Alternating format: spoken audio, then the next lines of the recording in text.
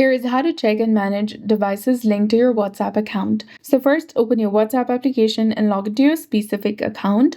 After that, tap on the three dots in the top right corner and select Link Devices, which is between Broadcast List and Shared. Once you select it, this will open a new page where you'll be able to see the list of devices where you are logged in or your devices has been linked. If you want to go ahead and link a new device, go ahead and select the option of Link a Device, which is highlighted in green color, and follow the on-screen instructions to link a device.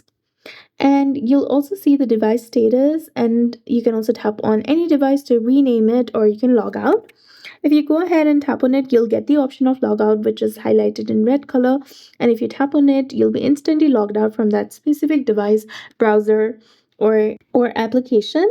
You can also choose to edit it by tapping on this pencil icon in the top right corner, then rename the device and then tap on save. So that's it. I hope you found this video helpful. If you did, please like, share, and subscribe. Thanks for watching. We'll see you again in the next one.